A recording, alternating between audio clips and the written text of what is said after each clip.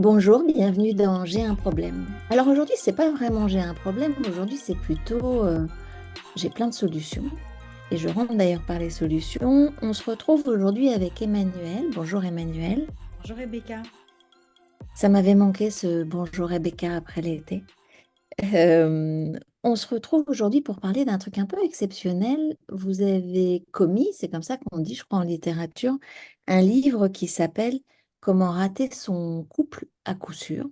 Alors c'est vrai que le verbe commettre est un peu étonnant, mais c'est vraiment celui qu'on utilise, en tout cas que j'ai entendu. Et donc j'ai commis en effet ce livre cette année.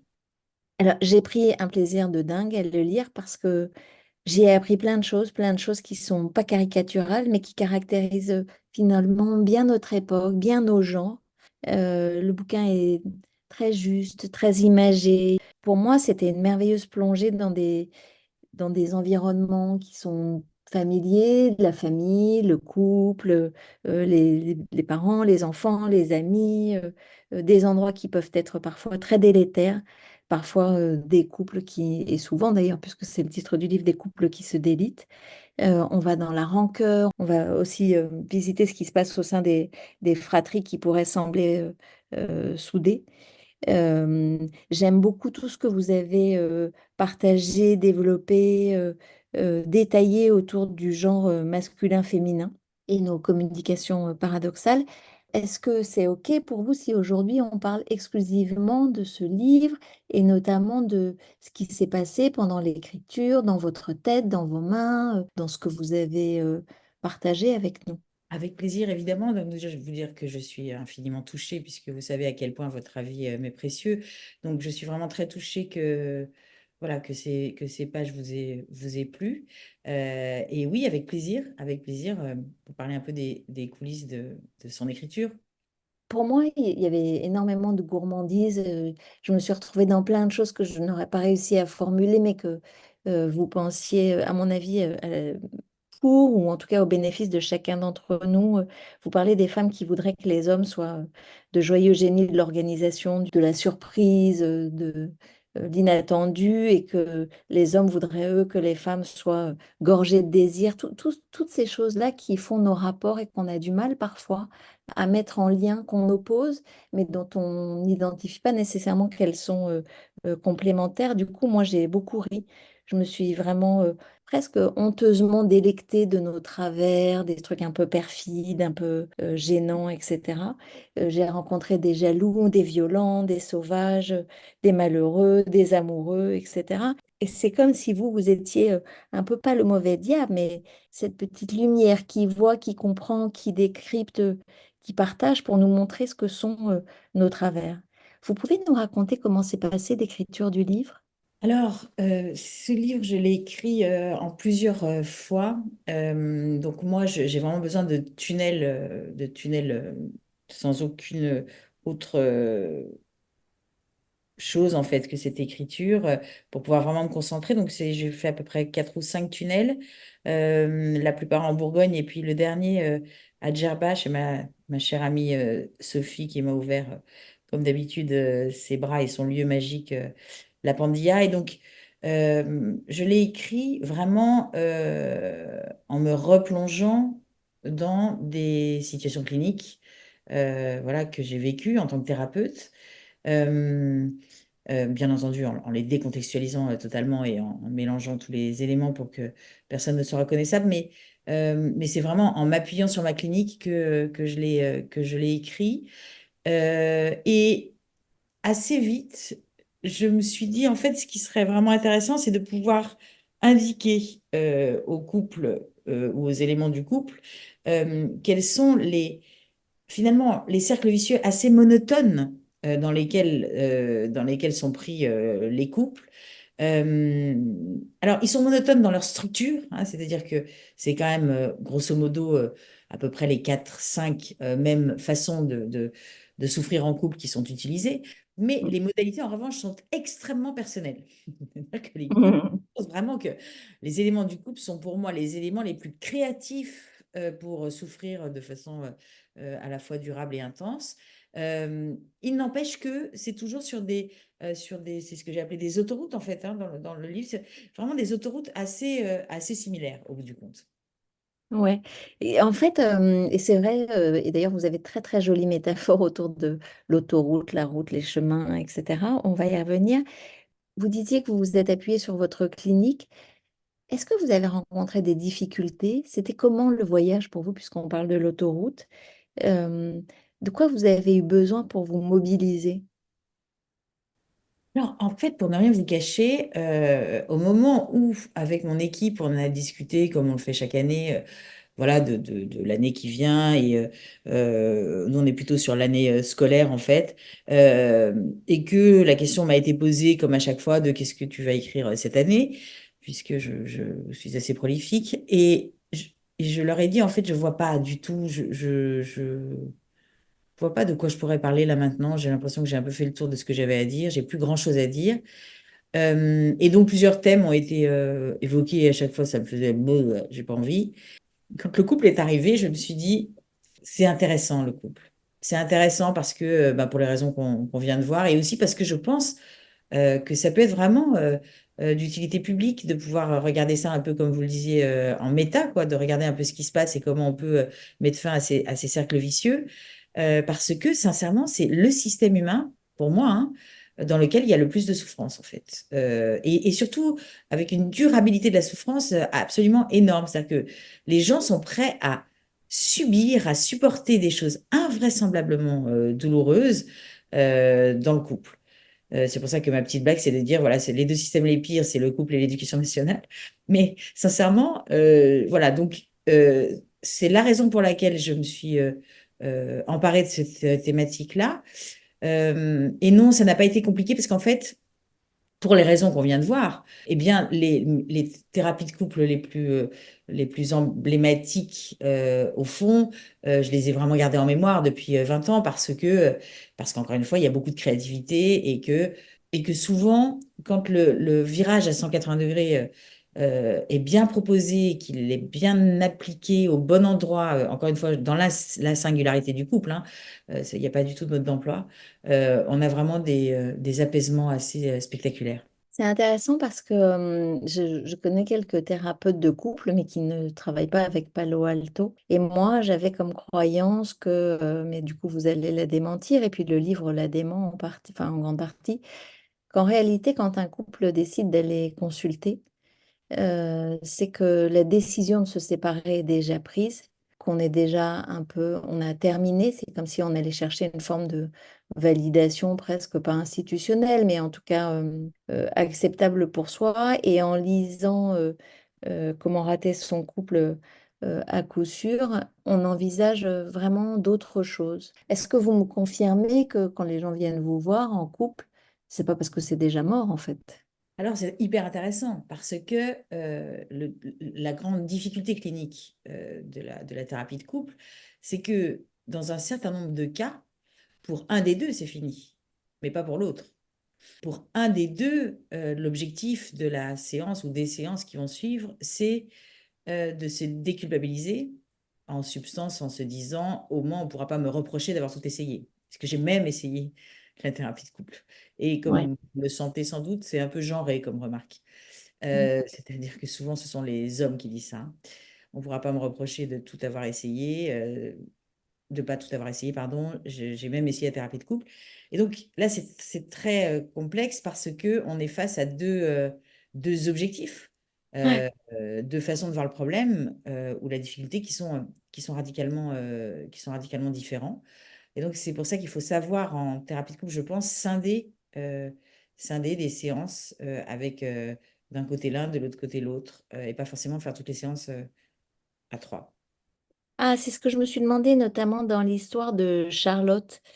Je crois que son conjoint s'appelle Mehdi, j'ai un doute. Euh, Vous faites ça également, c'est-à-dire que vous recevez l'un, puis l'autre, puis les deux, ou les deux d'abord, et puis l'un, et puis l'autre, ou comment ça marche? Alors, d'une certaine manière, la plupart du temps, quand ils entament une thérapie de couple, ils viennent tous les deux. Ouais. Et donc, c'est vraiment important, cette première thérapie de couple, notamment parce qu'il se joue pendant l'entretien ce pourquoi ils viennent consulter. C'est ça qui est Mm. intéressant, parce que leurs interactions ont lieu dans le cabinet et qui sont, au fond, dans leur structure au moins, les mêmes interactions que celles qu'ils ont dans leur salon. Donc, on voit des choses tout à fait intéressantes, même parfois très polémiques, enfin voilà, très agressives. Et finalement, ils se parlent entre eux, ils ne nous parlent plus. Donc, c'est assez instructif d'une certaine manière, mais c'est pas forcément facile à gérer. Et puis, en fonction de ce qui se passe dans cette première séance, on va soit continuer à deux, et il y a vraiment des conjoints qui souhaitent vraiment continuer à deux parce que pour eux, c'est très compliqué voilà, de pas continuer à deux. Et puis, il y a vraiment des moments où c'est absolument indiqué de le faire de façon séparée parce que, encore une fois, les problématiques sont pas les mêmes. Il y a des choses qu'ils n'ont pas forcément envie de dire à leur conjoint. Et donc, il faut savoir faire ça, ce qui n'est pas facile. Mm. Ok. Il y a une énorme et très attachante galerie de personnages. Et ce que je vous disais tout à l'heure, qui sont vraiment, enfin, qui sont nos mondes à nous, avec ce qui est la vraie vie, je trouve, la jalousie, la lâcheté, l'absurdité, etc., etc. La belle-mère a une place particulière, ça m'a fait sourire. Je me demandais s'il y avait quelque chose qui parlait de vous dans ce rôle de belle-mère. Il y a des hommes assez pleutres et des femmes tout à fait sauveuses. Je ne sais pas, alors peut-être que c'est ma représentation du monde parce que je trouve que ce sont des figures qu'on retrouve assez souvent. Vous diriez que le livre s'adresse à qui et au contraire ne doit surtout pas s'adresser à. Alors, ce que je crois, en fait, pour l'avoir fait lire à certains de mes proches, c'est que, en fait, je pense que quand on est plutôt dans une situation conjugale qui va très bien, il y a un petit plaisir à aller voir comment les autres se plantent, en disant, bah, moi, je ne les ai pas appris, c'est les autres en route. Donc, je pense que c'est assez plaisant. Pour ceux qui sont en souffrance dans leur couple, que ce soit avant, pendant, après, hein, comme est organisé le livre, ben, je trouve que c'est intéressant parce que ça peut donner, en effet, des clés de compréhension sur comment les cercles vicieux s'emballent en fait dans l'usine à couple, et aussi voilà, des portes de sortie pour voir un peu comment prendre un autre chemin. Donc, je pense que c'est intéressant. Donc, en fait, moi, je trouve que c'est vraiment, j'ai voulu vraiment faire ce livre de la façon la plus universelle possible pour que parfois il soit juste amusant, parfois il soit aidant, et que dans tous les cas, il fasse réfléchir. C'est très réussi. C'est intéressant. J'allais vous demander d'ailleurs quel était votre enjeu, quelle était votre intention.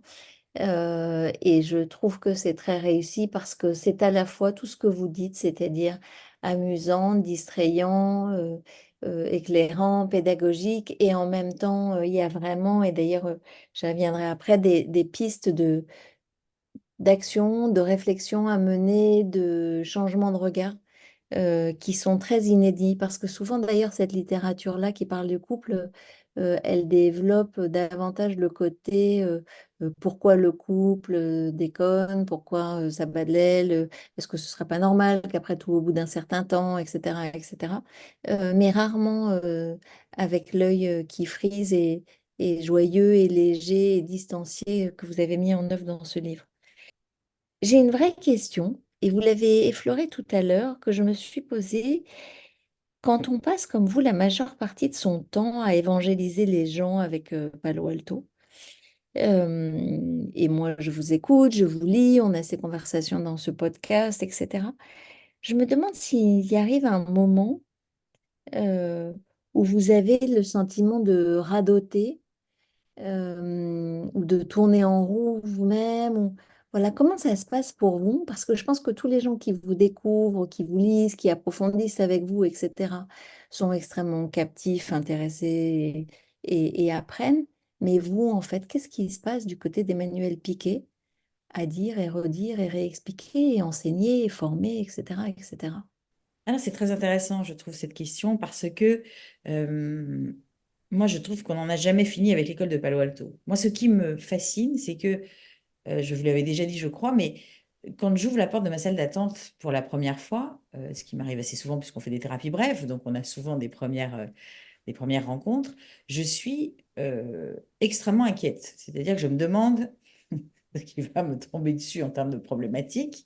Et à chaque fois, j'ai l'impression de repartir de quelque chose de complètement différent. Parce que en fait, c'est ce qu'on pourrait appeler un métamodèle, l'école de Palo Alto, c'est-à-dire qu'il n'y a absolument aucun mode d'emploi, il y a juste une espèce de trame très esthétique de mon point de vue, hein, extrêmement esthétique, extrêmement simple. Mais cette trame, il faut la travailler, voilà, comme une dentelière. En fait, il faut à chaque fois recommencer, à chaque fois s'emparer de l'univers de la personne qui est en face de nous. Et donc, je crois vraiment que typiquement, c'est vraiment un métier dont on peut dire qu'on n'en a jamais fait le tour. Ce qui a été pas du tout mon cas dans les métiers que j'ai fait avant, hein, où j'avais vraiment la sensation au bout de 2, 3 ans, voilà, de dire, j'ai un peu fait le tour, quoi. On fait pas le tour, en fait. Alors, ça m'amène deux questions. La première, c'était qu'est-ce que vous avez fait avant? Parce que moi, je ne sais pas. Alors, j'ai été consultante en ressources humaines pendant 10 ans, et puis ensuite, j'ai été DRH pendant 10 ans à nouveau.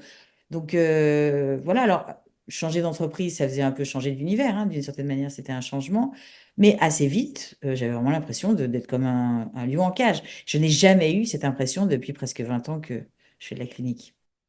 Et alors, justement, en fait, l'image qui me venait là quand vous disiez que Palo Alto, c'était presque un monde sans fin, j'ai eu deux images. La première, j'ai eu l'impression que finalement, vous étiez comme un boulanger qui pétrit sa pâte et qui la regarde lever à chaque fois avec cette différence entre compliqué, complexité. Il se passe jamais la même chose parce que le fond de l'air est différent, parce que la levure, etc., etc.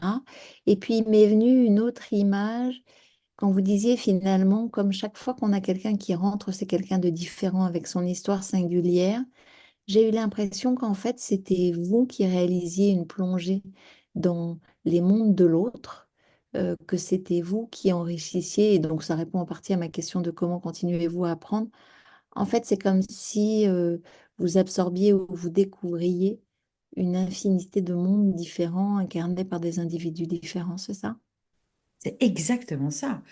Et ce qui est passionnant, je trouve, c'est lorsqu'en effet, on a une espèce de tableau clinique qui nous est présenté et où on se dit, ah oui, c'est la même chose que celui que j'ai eu mardi, et que, évidemment, ça n'est pas du tout la même chose, et que même considérer que c'est la même chose est très contre-indiqué, puisque ce dont on a souvent parlé ensemble, les tentatives de régulation mises autour de l'apaisement de ces symptômes sont rarement les mêmes, en fait, d'une certaine façon. Et je trouve que, presque paradoxalement, plus on arrive dans cette finesse d'analyse, dans cette rencontre d'un autre singulier, comme vous le dites très bien, et plus c'est une espèce d'extase intellectuelle, enfin de mon point de vue, hein, je veux dire, je suis un peu ayatollah, j'en conviens, mais je constate que moi, tous les ans, j'ai la chance d'animer 3 jours avec des thérapeutes très aguerris, en fait, très aguerris en Palo Alto, hein. Et franchement, c'est un plaisir vraiment incroyable que de, ensemble, démonter de façon extrêmement fine toutes les horlogeries qui nous ont posé problème pendant l'année, en fait. C'est ça, elle est très belle cette image de l'horlogerie parce que on visualise du coup très bien les mouvements, les engrenages, le temps qui est immaîtrisable. Je ne sais pas si ça se dit immaîtrisable, mais enfin voilà, ok, ça me parle bien. Dans ce livre, vous vous adressez directement aux adultes par le biais d'un ami, d'un membre de la famille, de quelqu'un de bon conseil. Qu'est-ce qui est différent pour vous en tant que thérapeute quand vous vous adressez à des adultes ou quand vous vous adressez à des ados ou à des enfants? Alors, moi, j'ai une espèce de relation naturellement facile avec les enfants et les adolescents. Il y a quelque chose qui se passe, qui me dépasse un peu entre eux et moi. Et donc, c'est une des raisons pour lesquelles, sans doute, tout mon début de travail en clinique s'est fait vraiment autour des enfants. Ce qui est différent, c'est que la plupart du temps, les, les adultes, pas tout le temps, hein, mais la plupart du temps, se sont forgés des visions du monde assez rigides, sont dans une espèce de démarche de prouver peut-être à certains moments que, voilà, ils sont sains, que ce qu'ils ont fait est parfaitement logique. Enfin, donc on est plus sur quelque chose de très intellectuel et en même temps, bien entendu, émotionnel, mais on est plus sur une conversation un peu rationnelle, alors qu'avec les enfants, il y a beaucoup moins ces obstacles-là, d'une certaine manière. Leur vision du monde n'est pas totalement finalisée, si je puis m'exprimer ainsi. Ils croient à la magie, beaucoup plus que les adultes, et c'est tout à fait heureux pour eux. Donc, il y a quelque chose de plus fluide. Maintenant, il y a vraiment des adultes, moi, que j'ai adoré accompagner, parce qu'ils avaient sans doute ces caractéristiques un peu enfantines qui étaient restées présentes. Et ce qui me vient quand je vous entends presque parler des adultes, c'est que peut-être qu'avec les adultes, il y a un autre truc qui se joue, c'est que souvent, ils ont envie d'avoir raison. Il y a ce ping-pong-là de qui a raison, qui a tort, peut-être qui rend moins souple le désir de changement ou la capacité à mobiliser ce qu'il faut pour changer. Et presque vous auriez répondu à ma question d'après qui était, d'après vous, pourquoi? Et donc, je pense que vous allez me confirmer, d'après vous, pourquoi, même si on sait que Palo Alto vise le comment, pourquoi les adultes font toujours ainsi? Pourquoi ils s'enferment dans ces souffrances-là, dans ces répétitions-là, avec autant d'acharnement, presque de talent d'ailleurs? De talent, je suis d'accord, de créativité, en tout cas de façon absolument dingue, notamment dans le couple, hein, je le redis. Je pense que, alors il y a deux raisons sur un plan théorique. La première, c'est que on continue à faire ce qui ne fonctionne pas et ce qui génère des souffrances supplémentaires parce que on n'a pas idée qu'on peut faire autrement. Mm. Ça, c'est la première raison. Mm. Euh, et c'est souvent le cas, en fait, hein. C'est-à-dire que vraiment, quand par exemple les patients nous disent, bah, écoutez, voilà, je viens vous voir parce que je suis dans une impasse, moi tout de suite dans ma tête, je me dis, eh bien, donc faites demi-tour. Mais Mm. les gens n'ont pas cette conscience que, pour certains d'entre eux, qu'en effet, le demi-tour pourrait être très salvateur. Et puis la deuxième raison, c'est qu'ils ont une vague conscience quand même de ce qu'ils pourraient faire de différent. Mais il y a plein de choses qui les en empêchent. Il y a leur vision du monde. Ça ne se fait pas, par exemple. Il y a les inconvénients de l'amélioration dont je parle dans ce livre, c'est-à-dire qu'est-ce qui pourrait se passer d'horrible si tout à coup, en effet, je faisais demi-tour. Mm. Pour moi, pour les autres, qu'est-ce qui pourrait se passer d'horrible? Il y a les émotions qui vont nous empêcher de faire ce demi-tour parce que ce demi-tour fait trop peur, parce que il rend trop triste, parce que, etc. Donc, je dirais que c'est soit le fait qu'en effet, on n'a pas idée qu'on puisse faire différemment, soit qu'il y a trop de risques à le faire, en tout cas dans une première intention. Ouais, vos histoires là-dessus, enfin sur ces sujets-là, et je pensais d'ailleurs, enfin là, en vous entendant égrener toutes les raisons, à chaque fois j'avais une histoire qui illustrait votre propos. Je pensais à cette mère de famille qui demande qui va faire, qui est au bord du gouffre parce que elle est saturée, elle est vraiment très en limite d'elle-même et elle a ce truc de qui va faire si moi je ne fais pas. Il y a vraiment foultitude, multitude de situations, d'illustrations qui sont toutes plus truculentes les unes que les autres et qui illustrent très bien ce que vous venez de dire en narrant des choses qui ont un écho incroyable avec nos quotidiens. Vous parlez à un moment du fait qu'on échoue forcément, et c'est quelque chose qu'on a déjà abordé dans J'ai un problème, en voulant à tout prix changer l'autre. Je me demandais si une fois qu'on a compris qu'on n'arrivera pas à changer l'autre, est-ce qu'il n'y a pas une opportunité et comment vous l'amenez en tant que thérapeute d'inviter l'autre à changer quelque chose pour soi, apprendre à dire non, à poser ses limites, à exprimer ses désirs, etc., etc., développer le jeu et non l'ego. Chez Palo Alto, ça donne quoi? Chez Palo Alto, ça donne la tentative, en tout cas, de partager ce constat avec notre patient que le fait même de vouloir changer l'autre, ou plus on essaye de changer l'autre, et plus au fond on provoque exactement l'inverse de ce qu'on veut, c'est-à-dire que l'autre se rigidifie dans précisément ce qui nous pose problème. C'est vraiment cette ponctuation-là, en fait, qu'on va tenter de partager avec le conjoint en souffrance. Et je pense qu'on en a déjà parlé, c'est gagné lorsque il nous dit j'avais jamais vu les choses sous cet angle, parce que c'est un changement de perception en fait hein, de la problématique. Et donc ensuite, Palo Alto va proposer à ce conjoint en souffrance de faire exactement l'inverse de ce qu'il a fait jusqu'à présent, c'est-à-dire plutôt de pousser l'autre à continuer à être comme il est, peut-être un peu plus, en fait, ce qui est très paradoxal. Enfin, je veux dire, ils viennent vraiment pas pour ça, ceux qui, dans leur tête, se disent je vais en thérapie de couple pour que mon conjoint change, hein. Donc c'est très compliqué. Je veux dire, ça demande vraiment une qualité à la fois relationnelle et à la fois je trouve, de se mettre en méta, hein, au-dessus de la relation qui est difficile, en fait, hein, au niveau des compétences du thérapeute. Et l'idée, en effet, derrière, ça va être de dire, en faisant ça, c'est-à-dire en faisant l'inverse de ce que vous faisiez jusqu'à présent, c'est-à-dire en poussant votre conjoint à faire exactement comme il fait déjà et peut-être un peu plus, eh bien, d'une certaine manière, et ça c'est un premier point qui est très intéressant, vous reprenez le contrôle, en fait, de ce tango-là que jusqu'à présent vous subissiez, puisque c'est vous qui, d'une certaine manière, reprenez les rênes. Et puis, en effet, comme vous le dites très bien, l'indicateur, ça va être la souffrance de la personne qui est en face de nous, quoi, en fait, hein. Est-ce que cette souffrance s'apaise à partir du moment où il y a plus ce combat qui est mené contre son conjoint? Parce que nous, on a l'habitude de dire, en fait, dans notre équipe, que la plupart du temps, en thérapie, il faut aller chercher le combat, en fait, hein. Quel est le combat qu'il faut cesser, finalement?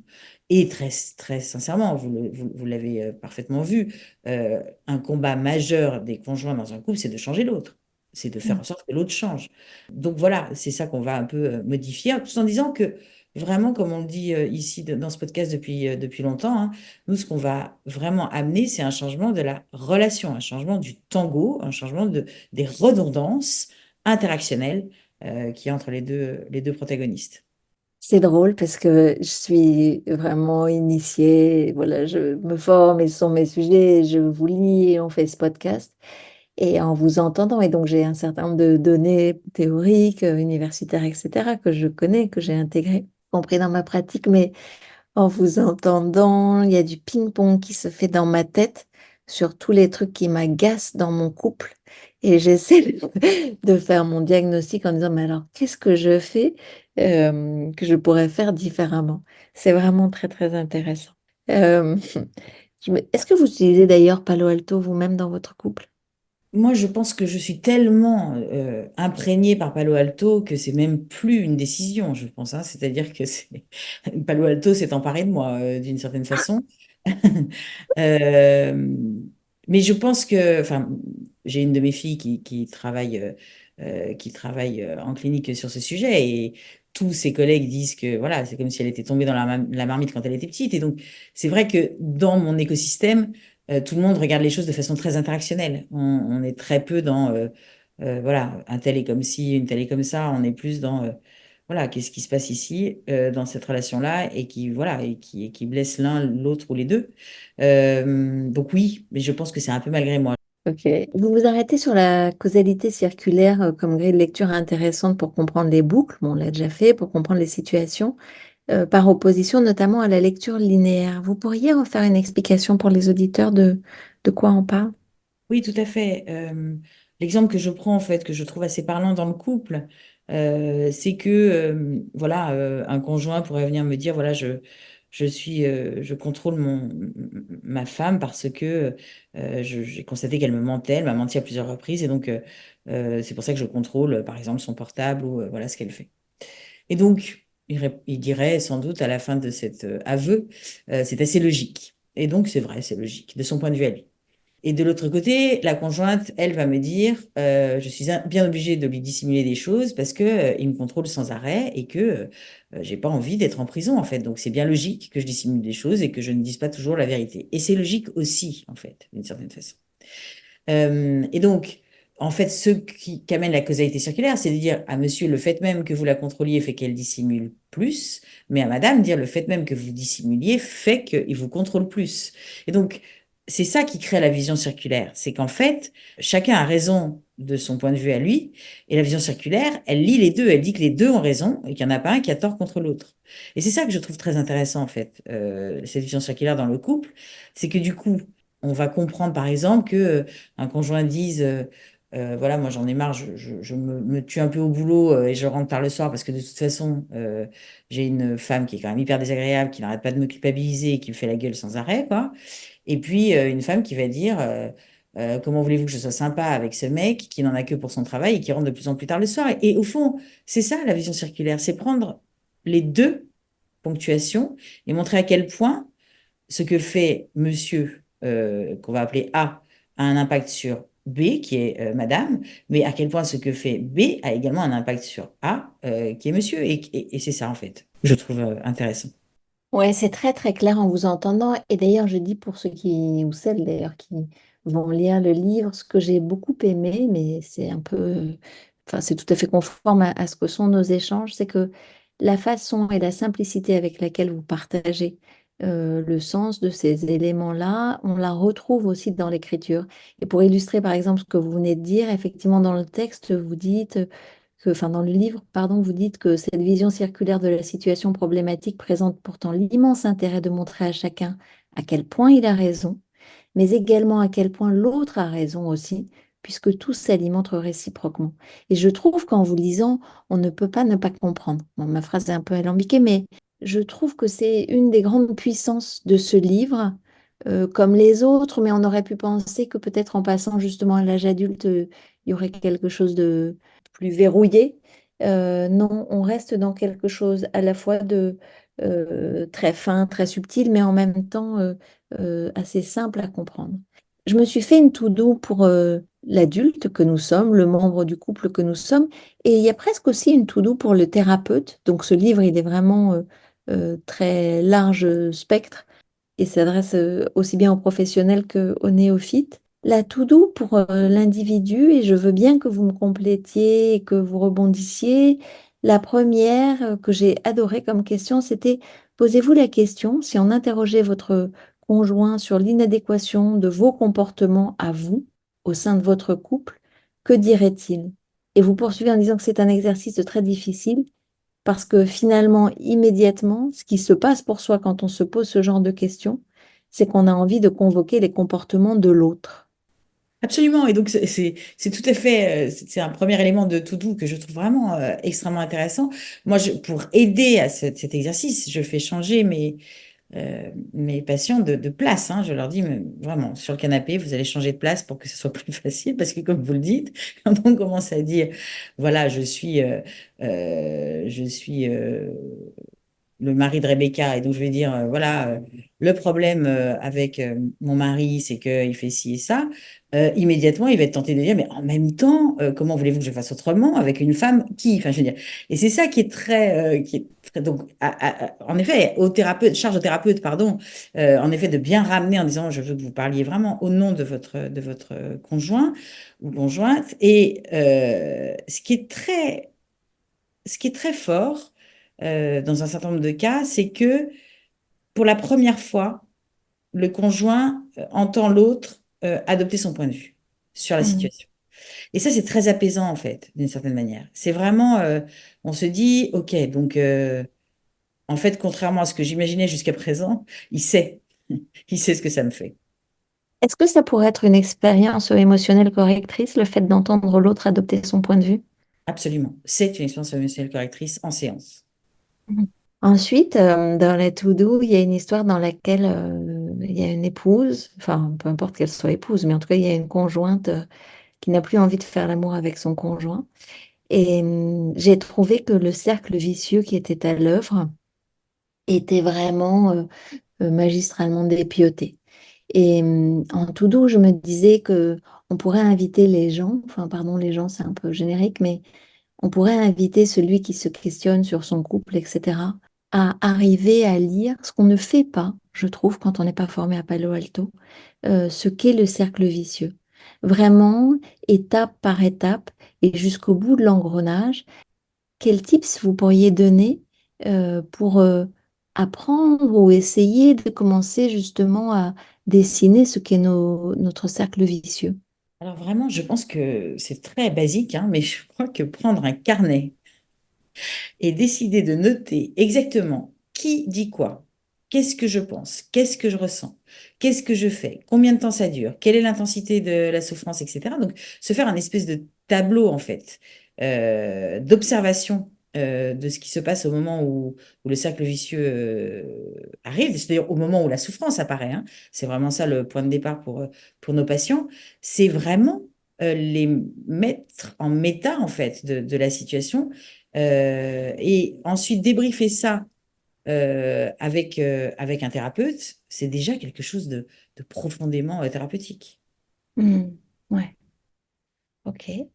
Le troisième point de la to-do que je me suis noté, c'est ce fameux qu'est-ce qui a changé? pourquoi une situation qui était tolérée devient intolérable? Quel a été l'élément déclencheur? Absolument, ça c'est très intéressant parce que parfois ça nous donne, pas toujours, hein, mais parfois ça nous donne vraiment des éléments sur, comment dire, sur le cercle vicieux lui-même et comment il s'est emballé en fait. Et c'est la fameuse question que le thérapeute doit poser vraiment de façon très précise dans un certain nombre de cas et qui est pourquoi maintenant, hein, qu'est-ce qui fait que? Mm. Parce que dans cet élément déclencheur, qui est souvent une situation paroxystique des redondances euh, en amont, on a tous les éléments pour élaborer avec lui le cercle vicieux. Mm. Et alors, il y a un truc que j'ai vraiment aimé, qui est très rare, et je trouve qui est très rare dans la littérature. Dans l'histoire de Mina, d'Olga et de Jules, on est dans une triangulaire. Or, en vrai, on est souvent dans des triangulaires, mais ça, enfin, moi, je l'ai assez peu vu abordé. Alors, j'ai pas tout lu, j'ai pas tout vu, etc. Mais, et dans cette triangulaire, vous posez qu'il y en a forcément un qui a le pouvoir, hein, mais qui finit par souffrir. Et dans la triangulaire, en fait, ce que vous recommandez, et c'est ce que j'aime bien aussi dans ce livre, c'est que il y a l'histoire, il y a la lecture qui pourrait être faite si on devait donner des conseils. Et derrière, il y a en pratique, comment pourriez-vous faire? C'est comme cette espèce de tout doux. Et en l'occurrence, sur ce sujet de la triangulaire, vous dites que face à une relation qui vous fait souffrir, il faut se poser tout de suite la question en utilisant la métaphore du lien pour se la représenter, de savoir si on tient cette relation par un bout, c'est-à-dire si cette interaction me concerne directement en tant que protagoniste, et si ce n'est pas le cas, d'être sûr d'une chose, c'est que quel que soit mon objectif, quels que soient les trésors d'ingéniosité que je vais déployer pour l'atteindre, je ne récolterai rien d'autre. Peut-être au mieux un non-changement et au pire une aggravation de la situation relationnelle au regard de ce que je souhaiterais en intervenant entre les deux parties. Autrement dit, plus simplement, vous allez le dire mieux que moi, si je suis dans un truc à trois, dans une famille, dans une relation amicale, etc., je ne vais rien pouvoir faire changer. Si je ne tiens pas cette relation par un bout, en effet. Donc, je vais avoir un impact dans la relation que j'ai avec le premier protagoniste. Je vais avoir un impact avec la relation que j'ai avec le deuxième protagoniste. Et là-dessus, j'ai un impact, j'ai un pouvoir et je peux modifier les choses de façon très claire. Mais je ne peux pas intervenir dans une relation euh, alors même qu'on ne me l'a pas demandé, hein, parce que c'est souvent le cas, en fait. C'est le problème, hein, c'est que souvent les deux protagonistes de la relation conflictuelle n'ont rien demandé à la troisième personne, notamment dans Mm. les familles recomposées, c'est très frappant, hein. C'est vraiment la personne elle-même qui souffre et qui voudrait que ses deux préférés s'aiment, parce que c'est horrible d'avoir deux préférés qui s'aiment pas. Mm. Elle est très touchante d'ailleurs, cette histoire, effectivement. Et elle est, et puis même dans les familles non recomposées, la maman qui fait souvent tampon entre le père et les enfants, ou l'inverse, etc., à vouloir faire le lien ou l'intermédiaire, c'est vrai, c'est très très juste. Dans la to-do, il y a aussi la question qu'on peut se poser sur les risques du changement. Si on devenait ce qu'on n'arrive pas à être, qu'est-ce qui se passerait dans le couple? Je pense à l'histoire de Charlotte. Est-ce que vous pourriez rebondir sur cette histoire du risque du changement dans une to-do? Oui, c'est-à-dire que quand on se retrouve dans une situation où l'objectif qu'on vise semble à la fois extrêmement logique, très politiquement correct, si je puis m'exprimer ainsi. Vraiment, c'est un objectif presque évident. Et dans le cas de Charlotte, c'est en effet qu'elle soit moins triste, puisque c'est une jeune femme qui est très triste. Et que visiblement, depuis des années, il y a eu toutes sortes de, de- de tentatives pour faire en sorte que, en effet, elle soit moins triste et que ça n'aboutit pas. Là, vraiment, c'est plutôt un conseil au thérapeute, c'est posez-vous tout de suite, immédiatement la question dans votre tête avant de faire quoi que ce soit. Quels sont les risques épouvantables si jamais Charlotte n'était plus triste? Quels sont les risques, notamment pour le couple? Parce Mm. que les fameuses redondances dont on parle depuis le début, elles créent une espèce de structure qui fait que il y a un équilibre, qui est un équilibre insatisfaisant, certes, mais il y a un équilibre quand même.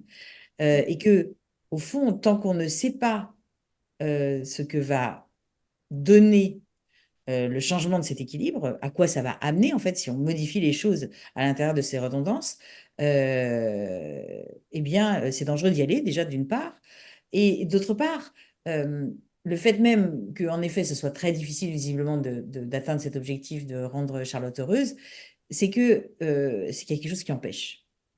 Et Mm. ce quelque chose qui empêche, il faut que le thérapeute le comprenne la plupart du temps. Et c'est pour ça que quand on pose la question, en l'occurrence, à ce couple, ils disent, mais il ne se passera rien d'horrible si jamais Charlotte est heureuse. C'est ce qu'on veut tous les deux absolument, ce qui est déjà en soi un peu une injonction paradoxale, mais peu importe.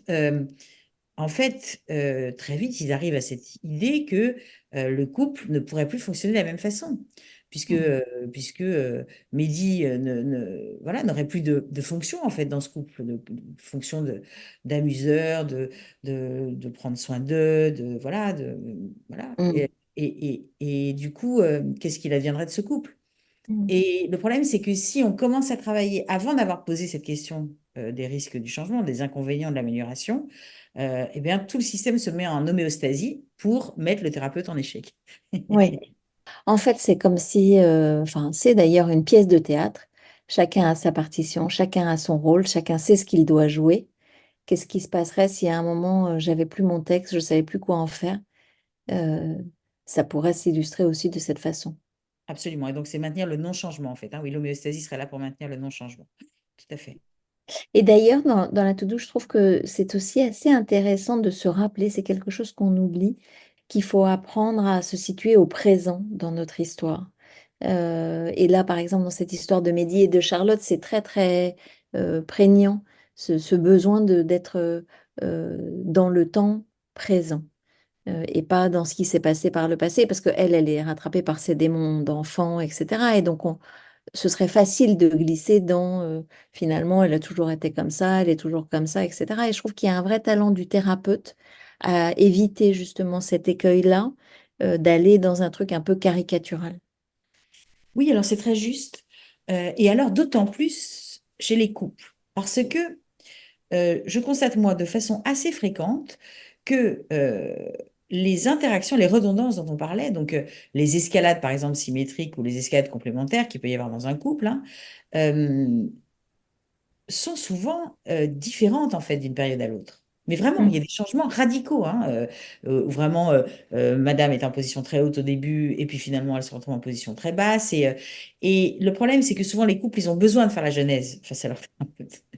Et C'est donc, vrai. ce qu'il raconte dans le livre, c'est qu'à un moment donné, quand Madame se retourne vers Monsieur en lui disant, est-ce que tu vas dire à Madame Piquet ce que tu m'as fait en 86? Je suis au bout de ma vie parce que je me dis, mais mon Dieu, tout ça ne me sert à rien parce qu'en fait, enfin, je veux dire, si, bien sûr, ça me donne des explications sur les rancœurs de l'un, les colères de l'autre, etc.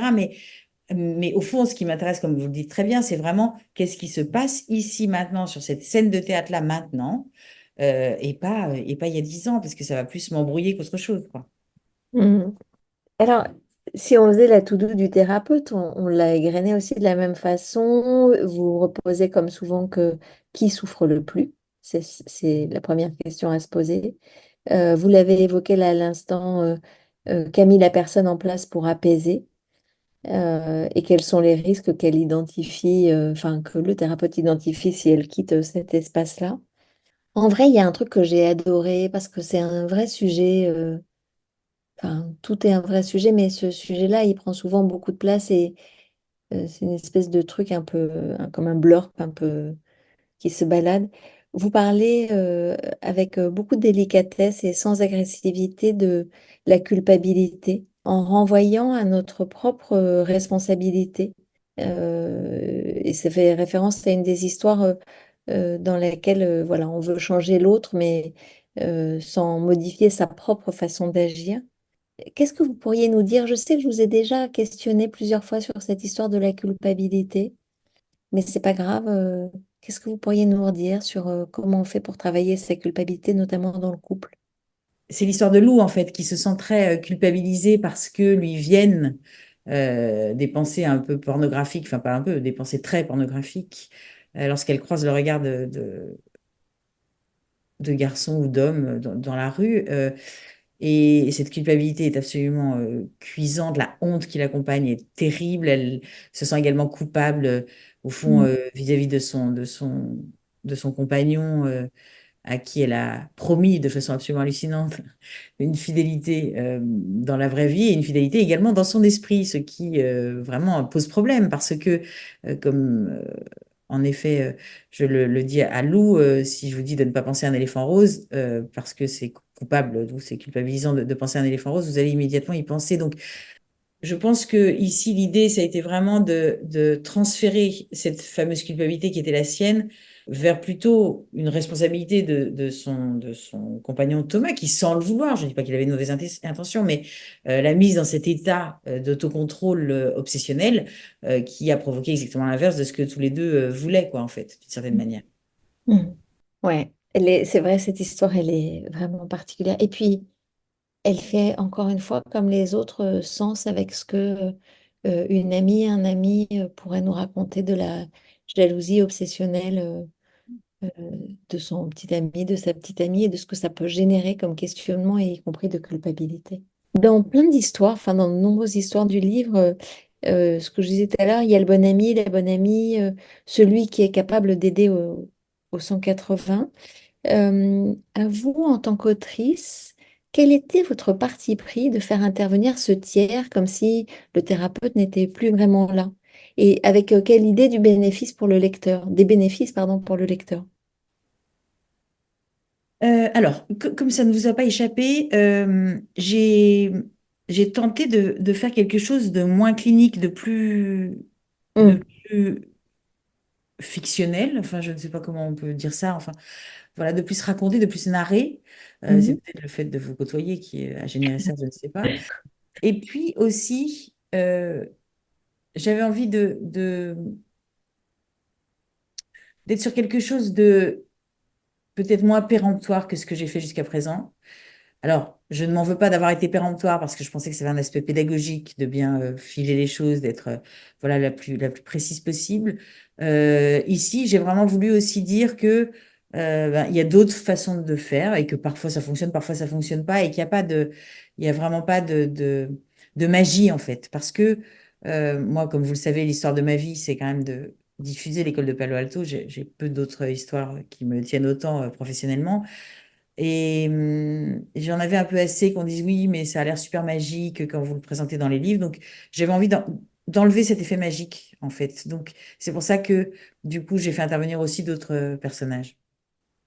Alors, je prends une partie de ce que vous dites. J'adore ce sur quoi vous terminez, sur le fait que peut-être dans la projection de quelqu'un de plus lambda que la thérapeute ou l'experte Palo Alto, ça peut produire autre chose de plus accessible. Mais je voudrais vous dire, pour avoir lu, je crois, tous vos livres, que je ne les trouve jamais, je ne trouve jamais le ton ni docte, ni péremptoire, ni suffisant, ni prétentieux. En fait, ça me fait plus penser à euh, j'ai la conviction, je vis au corps, j'ai l'expérience, j'ai la construction que cette façon de faire, de regarder le monde, de vivre le monde, peut être aidante et peut permettre de s'épargner des souffrances. Et c'est avec cet engagement-là que je le transmets, mais pas du tout avec quelque chose de hautain, présomptueux ou péremptoire. Merci beaucoup. Merci, ça me touche beaucoup. Ok, je me suis demandé aussi, j'ai adoré l'histoire de Marie qui prend en charge pour tout le monde, là, le petit enfant, la belle-mère. Son récit est totalement accablant pour elle. Euh, et il y a un truc qui, vraiment, je me suis dit, ah, je veux savoir, il y a un clin d'œil au thérapeute. À un moment, vous dites, le thérapeute pourrait répondre quand elle dit, mais qui fera ces choses-là sinon moi? Et vous dites que le thérapeute pourrait répondre, bah, votre mari, par exemple. Et vous dites, mais non, c'est encore trop tôt. Euh, Ce serait quoi le truc pour le thérapeute pour savoir quand c'est le bon moment? Alors, en l'espèce, là, dans ce cas-là, je crois que c'est vraiment quand euh, il aura fait, parce qu'elle lui aura raconté, le tour de tout ce qui se passe, en fait, dans la vie de cette femme. Euh, Parce que, en fait, ce qui se passe dans la vie de cette femme, c'est que tout le monde lui dit, tu devrais apprendre à dire non, sauf à moi. Ce qui est fascinant, en fait. Je trouve ça vraiment fascinant en termes d'injonction. Et donc, ça n'est pas que le mari. Vous voyez ce que je veux dire? Et donc, tout de suite centré sur le mari, c'est perdre du méta. Et donc, parce qu'au fond, elle fait ça avec tout le monde, hein, avec ses filles, avec sa belle-mère, avec ses belles-sœurs et beaux-frères. Et donc, et du coup, je pense que il faut vraiment attendre que, d'une certaine manière, je vais employer un terme un peu trivial, mais que la patiente, en l'occurrence, ait vidé son sac, vraiment pour bien comprendre que c'est avec l'univers que ça se passe, ça, pas qu'avec son mari. Ouais, c'est très intéressant. Et je ris parce que en vous entendant, c'est vrai, quand vous dites tu devrais apprendre à dire non et que tout le monde lui dit ça, ça me fait penser, moi, en perso, à quelqu'un qui est toujours en train de me dire, que j'aime beaucoup, mais qui est toujours en train de me dire tu devrais prendre du temps pour toi et qui refuse de lâcher le téléphone avant 30 ou 40 minutes à me raconter des choses qui ne m'intéressent pas nécessairement. Et c'est vraiment cette mécanique-là qui est à l'œuvre. J'ai une autre curiosité avec l'écrivaine que vous êtes. À un moment, je lis un David Landry, inspirateur du personnage du médecin de famille. Et j'ai une petite lumière qui s'allume à ce moment-là parce que je lis toujours les commentaires d'un David Landry et ses encouragements sur LinkedIn. Mais en fait, je ne le connais pas. Qu'est-ce que vous aviez envie de souligner en lui faisant un petit clin d'œil? J'avais envie de souligner le talent incroyable qui est celui de cet homme de savoir manier à la fois la médecine générale et l'école de Palo Alto. Je trouve que c'est compliqué parce que, comme vous le savez, nous en avons déjà parlé, les médecins parfois, pas tous, hein, bien entendu, mais les médecins parfois, voilà, sont un peu, peuvent être un peu dans des perceptions rigides en fait de ce qui fait souffrir et de ce qu'est le soin, des perceptions un peu rationnelles, on va dire cérébrales. Et lui a cette, comme Baptiste Beaulieu d'ailleurs, hein, a cette compétence relationnelle absolument incroyable, mais qu'on retrouve souvent quand même plus chez les médecins généralistes que, on est d'accord, hein, dans d'autres corps médicaux, mais lui vraiment l'incarne à merveille. Donc j'avais envie de l'embrasser à ce moment-là. Bon, ok, ça m'a hyper donné envie de le rencontrer. Je n'avais pas intégré, mais voilà. Et j'avais envie de commencer à boucler la boucle sur une métaphore que vous faites que je trouve très très belle, qui est un clin d'œil aux femmes. Et j'aime bien parce qu'on a beaucoup taclé les hommes, ou en tout cas on a souligné un peu là où ils sont non suffisants. J'aime ce que vous dites à propos des femmes sur leur communication paradoxale. Vous dites... Les hommes, c'est un peu comme les aspirateurs. Tu le prends léger, maniable et pas cher. Et puis, au bout d'un moment, tu te rends compte qu'en fait, tu en veux un puissant, lourd et plus cher. Et vous poursuivez en disant, c'est juste que souvent, un conjoint, c'est moins facile à échanger qu'un aspirateur, mais ça reste possible. Alors là, je retrouve bien le tu fais demi-tour dans l'impasse. Mais je trouve que la métaphore, elle est très juste. Et vous voyez, elle renvoie à ce que je disais tout à l'heure de sa propre responsabilité. On voudrait que l'autre soit différent et on oublie que finalement, c'est nous qui avons fait le choix de nous mettre avec un tel parce qu'il ou elle était comme ça, parce qu'on aimait ce ou ça chez lui. Tout à fait. Et de ce point de vue-là, je trouve que c'est toujours très intéressant en thérapie de couple de faire raconter la rencontre. Mm. Et plus précisément, de dire qu'est-ce qui vous a le plus séduit chez lui ou chez elle. Parce que c'est un recadrage en soi, en fait, d'une certaine manière, la réponse qui est apportée. Souvent, précisément ce que va lui reprocher maintenant la personne 10 ans plus tard ou 20 ans plus tard. Ouais, c'est vraiment, je trouve que c'est une belle façon de se redonner de l'autonomie et de la responsabilité et de faire un peu ce que vous souligniez tout à l'heure sur le fait d'accueillir ce qu'est l'autre et de le rejoindre sur son côté du canapé. Ok. Emmanuel, est-ce qu'il y a des choses, parce que le livre, on pourrait faire 3 heures en fait d'échange. Je pourrais reprendre les histoires et vous questionner de mille et une façons. Euh, mais on va se censurer pour en laisser un peu pour une prochaine fois. Peut-être que les auditeurs ou les auditrices auront des questions à faire remonter et qu'on on y reviendra. Est-ce qu'il y a des choses sur lesquelles ce livre était important pour vous ou des choses qui sont intéressantes à partager, à connaître que je n'ai pas questionnées? Je ne trouve pas du tout, vraiment, je trouve que c'était extrêmement complet. Je vous remercie infiniment parce que vraiment, c'est la première fois en fait que je parle de ce livre puisqu'il sort le 19 septembre. Donc voilà, je suis vraiment heureuse que c'est été avec vous. avant toute autre personne. Parce que ben voilà, c'est un moment toujours très intense pour moi, en tout cas, que l'arrivée d'un nouveau livre. Mais celui-là, ben, par définition, il est très, très différent des autres. Par définition, parce que la thématique, et puis aussi par la façon dont je l'ai construit. Et donc, avoir entendu tous vos mots, ça m'a vraiment bouleversée, Rebecca. Merci infiniment. Merci beaucoup. Ah, merci, c'est moi qui suis touchée. Merci. Et ben vous avez alors, vous allez découvrir avant ou après cet épisode l'histoire de Justine. Régalez-vous et elles sont toutes différentes, elles sont toutes intéressantes, elles sont toutes. J'ai eu l'impression que c'était une vision kaléidoscopique du couple. Et justement, par rapport à ce qu'on disait tout à l'heure sur les médecins, la rigidité en fait du corps médical, et ce qui pour moi fait sens avec le fait que très souvent ils sont dans, et ce que je regrette en fait, mais c'est l'exercice du métier, dans quelque chose qui serait one road. Et tout à l'heure vous avez dit que vous démarriez aussi par les analogies autour des routes, des autoroutes, etc. Ce qui est merveilleux dans ce livre justement, c'est que on découvre mille et une routes dans le monde merveilleux de Palo Alto pour aller travailler à l'endroit du couple et de ses relations. Donc merci Emmanuel, Merci à vous, Rebecca. à bientôt.